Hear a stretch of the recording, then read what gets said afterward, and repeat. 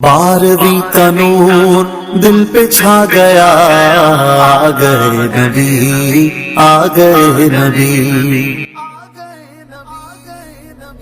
अल्हम्दुलिल्लाहि रब्बिल आलमीन वस्सलातु वस्सलामु अला सय्यदिल अंबिया व खातिमुन नबिय्यीन। अस्सलाम वालेकुम, मैं हूं नवीद अहमद और आप देख रहे हैं मेरा यूट्यूब चैनल कुरान हदीस उर्दू। मौज़ा शक्ल कमर कैसे वाक़ हुआ? नबी करीम सल्लल्लाहु अलैहि वसल्लम के मौज़ात में से एक मशहूर व मारूफ मौज़ा शक्ल कमर, चांद का दो टुकड़े होना भी है, जिसका जिक्र कुरान मजीद में मौजूद है। वाक़या कुछ यूं है कि अहले मक्का ने हुज़ूर सल्लल्लाहु अलैहि वसल्लम से एक मौज़ा दिखाने की दरख्वास्त की तो आपने चांद दो टुकड़े कर दिखाया।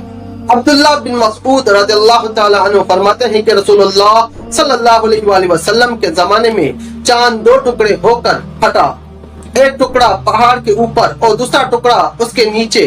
तब रसूल अकरम सल्लल्लाहु अलैहि वसल्लम ने फरमाया, गवाह रहो। जब आपने चांद दो टुकड़े करके दिखाया तो कुफ़ार कुरैश ने कहा, मोहम्मद सल्लल्लाहु अलैहि वसल्लम ने जादू से हमारी नजर बंदी कर दी है।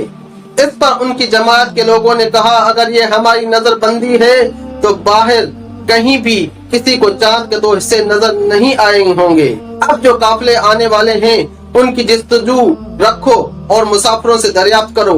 अगर दूसरों के मकामात से भी चांद का दो टुकड़े होना देखा गया है तो बेशक मौज़ा है। चुनांचे सफर से आने वाले लोगों से दरियाफ्त किया गया तो उन्होंने बयान किया कि हमने देखा कि उस रोज चांद के दो हिस्से हो गए थे। अब मुशरिकीन को इनकार की गुंजाइश न रही, लेकिन वह जाहिलाना तौर पर इसे जादू ही कहते रहे।